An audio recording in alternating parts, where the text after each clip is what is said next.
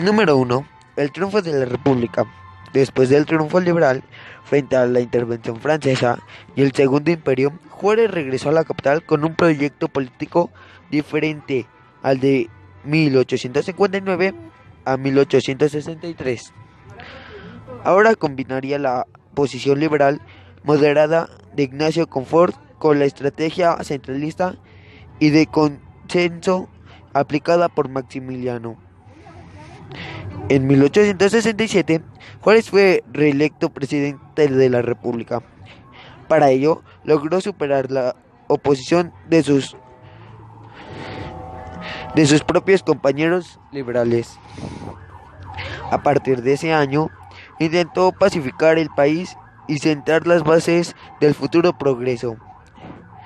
Sin, gran, sin grandes resultados en lo político y económico, Juárez acudió al plebiscito para ratificar 5 reformas a la Constitución de 1857, entre ellas la que restablecía el Senado de la República. Sin embargo, no contó con el apoyo de los gobernantes de Guanajuato y Puebla, ni del pueblo en general para dicha consulta. Ofreció una amnistía a la Iglesia, por el arzobispo de México, don Antonio Pelagio de la Bastida, pudo regresar al exilio. No obstante, muchos de sus proyectos cayeron en el olvido. En 1871 volvió a reelegirse, pero en esa ocasión el general Porfirio Díaz se levantó en armas con el Plan de Noria. El 18 de julio de 1872, Benito Juárez falleció siendo presidente.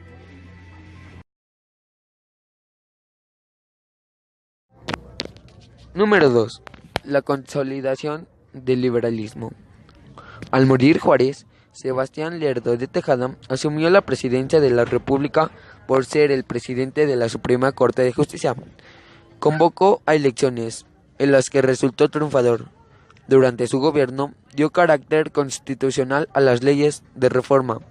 Estableció el Senado, poniendo en práctica la iniciativa de Juárez prestada en 1867, y permitió la participación de miembros de distintas tendencias políticas de su administración.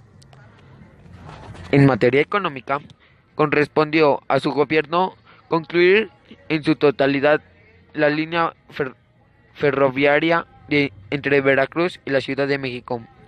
Favoreció el establecimiento de fábricas de hilados y tejidos de Orizaba, Atlaxco y Querétaro.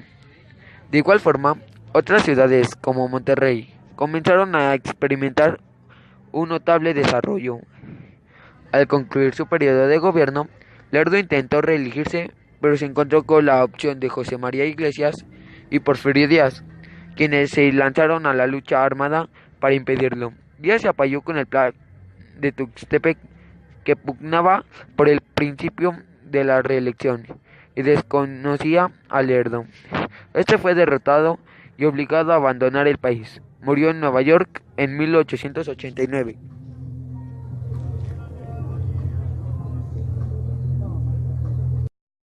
Número 3.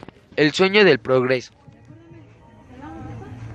En noviembre de 1876, el general Porfirio Díaz asumió interinamente la presidencia y llamó a elecciones para los 3 poderes de la Unión. Díaz resultó triunfador y ocupó la titularidad de poder ejecutivo desde mayo de 1877 a noviembre de 1880. Con la reforma al artículo 78 de la Constitución, que se hacía posible la reelección de Díaz, gobernó interrumpidamente de 1884 a 1910. Don Porfirio buscó el ordenamiento económico del país como base del progreso nacional, a través del Ministerio de Fomento que encabezó el militar Carlos Pacheco. Planeó el desarrollo de la producción y del comercio nacional. La instauración de la paz permitió la estabilidad de la vida cotidiana de los mexicanos. De acuerdo con las ideas tenazmente defendidas por los liberales, el buen ejercicio legal debería llevar a la tan esperanzada prosperidad general. Número 4. La presidencia de Manuel González. El general González gobernó al país entre 1880 y 1884. Su administración hizo efectivos muchos de los contratos y concesiones que habían establecido durante la primera presidencia de Porfirio Díaz. El ferrocarril central mexicano fue concluido hasta El Paso, Texas, y se construyeron vías que comunicaron a la Ciudad de México con Toluca, Morelia y Celaya. Se entendieron más de 30.000 kilómetros de líneas telegráficas y el cableado submarino entre Veracruz y Tampico permitió la comunicación de México con todo el mundo.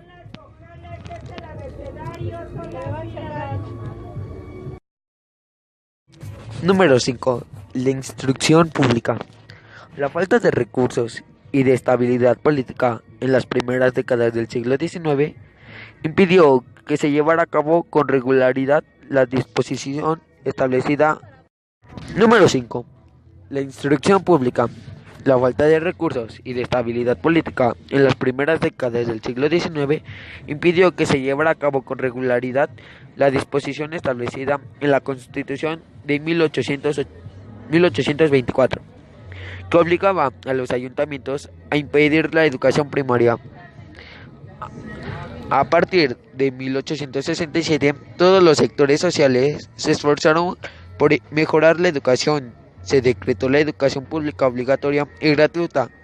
Se fundaron nuevas escuelas, se fomentó la educación de la mujer y las autoridades se preocuparon por la educación indígena. Número 6. Prensa, fotografía y cine. En el verano de 1839 se dio a conocer las primeras tomas con esta técnica que se conocen de nuestro país. Se atribuyen al francés y retratan Veracruz, la Catedral de México, la Plaza Mayor y el Parián, demolido en 1843, entre otros paisajes y edificios. En 1846 y 1848, el ejército invasor de Estados Unidos atrajo de guerrilleros que dejaron testimonios de tropas y paisajes. La prensa fue un factor decisivo en la vida democrática. Durante este siglo aparecieron cantidades de periódicos, algunos de ellos ilustrados con fotografías y más tarde con fotografías como El Mundo Ilustrado. Número 7. Las apariencias del México moderno. Durante su prolongada administración, el general Porfirio Díaz procuró mostrar a México como la nación en la que reinaba la paz e imperaban las instituciones. El país debía parecer moderno para atraer a los inversionistas y lograr el reconocimiento internacional. Entre los medios utilizando para ellos figuró la instalación de pabellones en las exposiciones internacionales de Filadelfia. Número 8. Oposición organizada. Durante el porfirismo, el fraude electoral y el abstencionismo no fueron extraños. Las elecciones presidenciales y de gobernadores se desarrollaban bajo estrecha vigilancia de jefes políticos y fuerzas rurales. Clubes y partidos se reunían para apoyar a sus candidatos, pero sin desconocer la autoridad del presidente como árbitro máximo. A finales del siglo, el periódico Regeneración fue tributa de subversión que circulaba clandestinamente en México.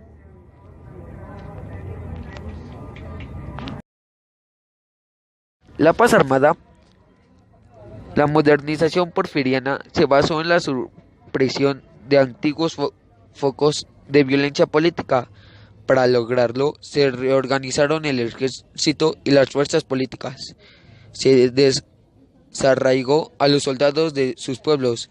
Se profesionalizó a los oficiales con mando y las rebeliones locales fueron sofocadas.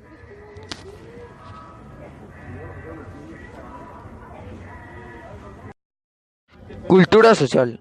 Las bellas artes fueron objetivo de especial atención durante el gobierno de Porfirio Díaz. Muchas becas para estudiar en Europa fueron ofrecidas a los artistas egresados de la Academia de San Carlos, a donde llegaron maestros europeos para imprimir sus conocimientos. En el terreno escultórico se destacó la obra de Jesús Contreras y Federico Navas. En materia arquitectónica, el régimen de Porfirio Díaz